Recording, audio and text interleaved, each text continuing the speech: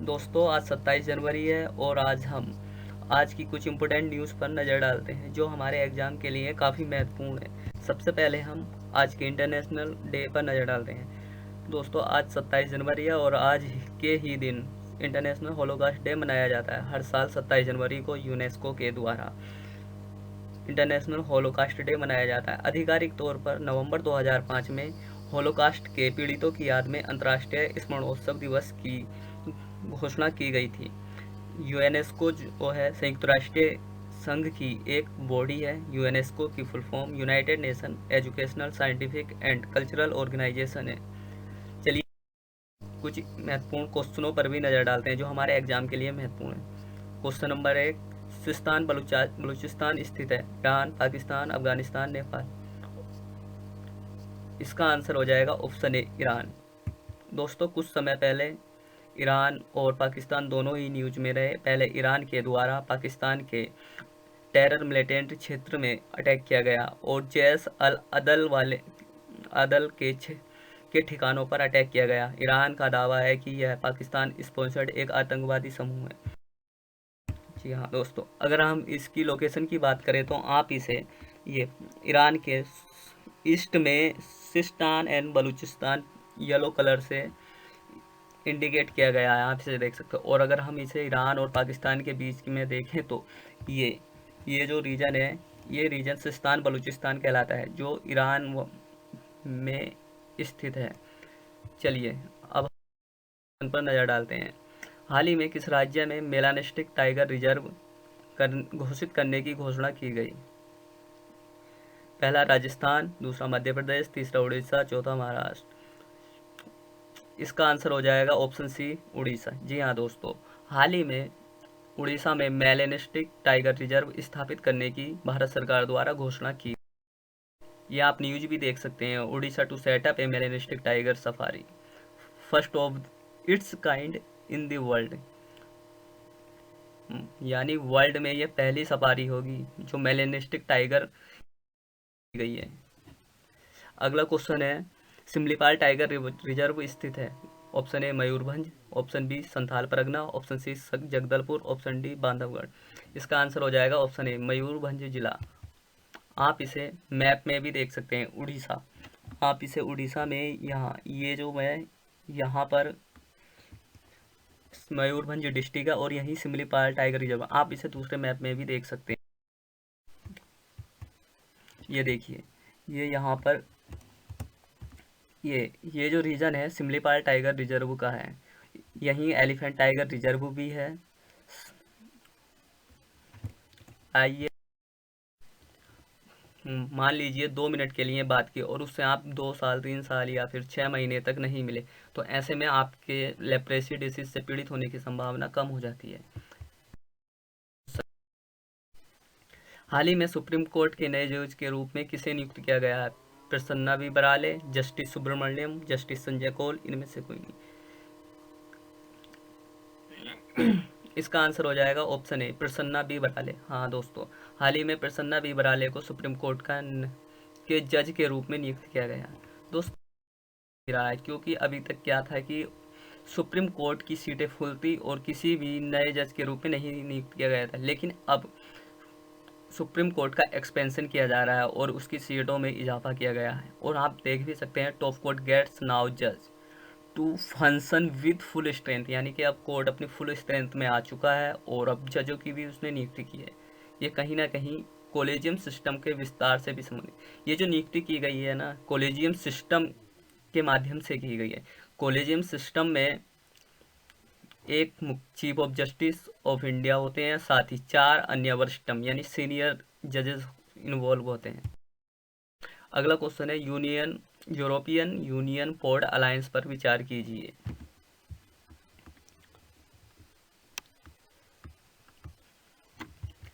Option A, इसका उद्देश्य drug तस्करी जैसी अनैतिक गतिविधियों पर नियंत्रण स्थापित करना है। ऑप्शन बी, यूरोपीय यूनियन के वे देश शामिल हैं जिसमें बंदरगाहों की उपस्थिति है। इनमें से कौन से कथन करेक्ट हैं उस पर हमें विचार करना है। केवल एक, केवल दो, केवल एक और दो, दोनों। तो इसका ऑप्शन हो जाएगा ऑप्शन सी, बिल्कुल करेक्ट आंसर है। जी हाँ दोस्तों, दोनों के दोनों ऑप्शन बिल्कुल करेक्ट हैं, क्योंकि हाल ही में यूरोपीय यूनियन पोर्ट अलायंस को स्थापित करने पर विचार किया गया है। इसमें वे देश शामिल होंगे जिनमें पोर्ट की लोकेटेड होगी, मतलब बंदरगाहों की उपस्थिति होगी। इनका मुख्य उद्देश्य ड्रग तस्करी जैसे अनैतिक गतिविधियों पर नियंत्रण स्थापित करना है। यूरोपीय union port join up in fight against drugs smuggling, मतलब अब ये यूरोपीय यूनियन जो है ये मिलकर ड्रग तस्करी के अगेंस्ट फाइट करेगी। नेक्स्ट क्वेश्चन है, चकलिया समुदाय द्वारा बोले जाने वाली भाषाएं तमिल, तेलुगु, मलयालम, मधिका। चकलिया समुदाय देखा जाए तो ये केरला में पाई जाने वाली एक शेड्यूल्ड ट्राइब है।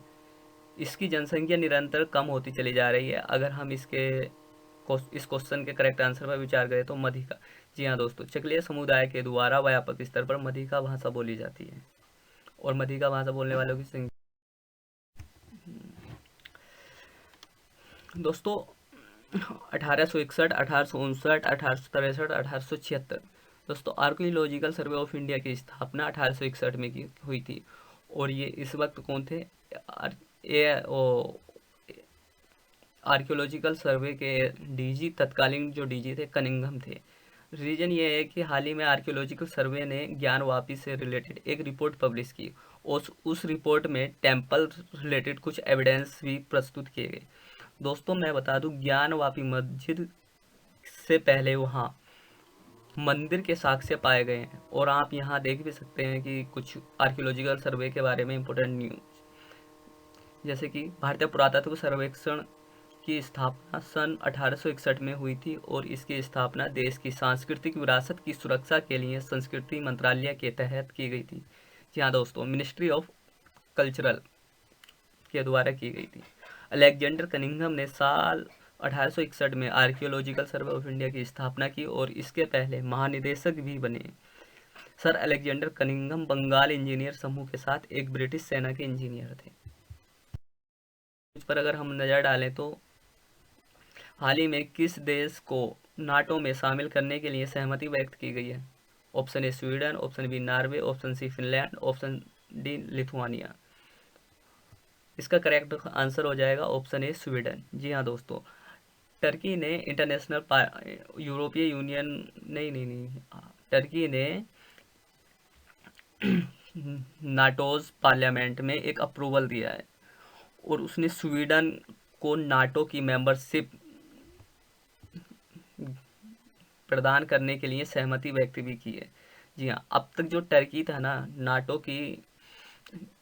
नाटो में स्वीडन की मेंबरशिप को लेकर सबसे बड़ी अड़चन पैदा कर रहा था, लेकिन अब टर्की के द्वारा भी सहमति व्यक्त की गई है। नाटो की एक विशेषता ये है कि जब तक नाटो के सारे सदस्य देश